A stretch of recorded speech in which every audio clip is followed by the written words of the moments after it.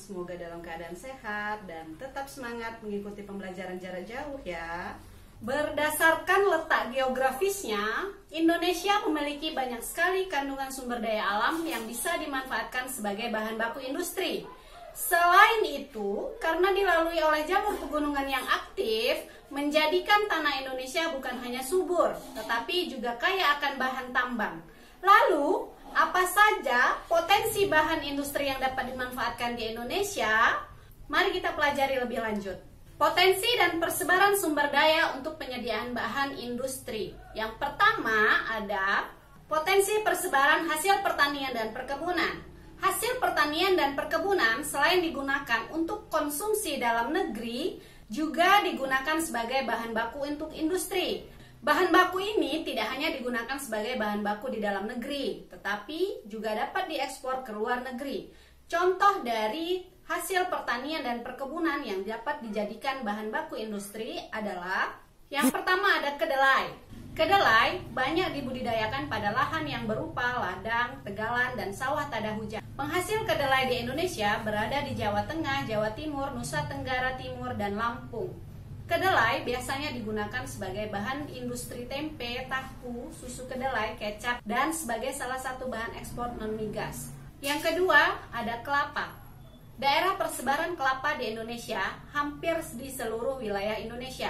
Karena hidupnya yang biasa di dekat pantai, maka hampir di sepanjang pantai Indonesia banyak terdapat kelapa. Total produksi kelapa di Indonesia bisa mencapai 3,3 juta ton. Kelapa dimanfaatkan sebagai bahan baku minyak goreng, margarin, dan santan sebagai bumbu masak. Dan yang ketiga adalah cengkeh. Di Indonesia, perkebunan cengkeh terdapat di Aceh, Sumatera Utara, Sumatera Barat, Bengkulu, Lampung, Jawa, Sulawesi Utara, Sulawesi Selatan, Bali, dan Maluku. Cengkeh dapat dimanfaatkan sebagai bahan baku parfum, bahan tambahan masakan, dan bahan tambahan rokok. Potensi dan persebaran sumber daya yang dapat dijadikan sebagai bahan industri yang kedua adalah hasil tambang.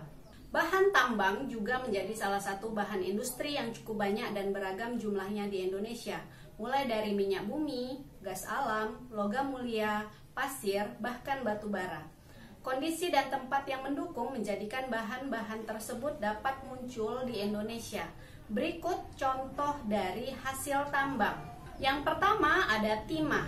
Timah dimanfaatkan sebagai bahan baku logam pelapis, solder, cendera mata, dan lain-lain. Aktivitas penambangan timah terdapat di Sungai Liat, Menggara, dan Dabo.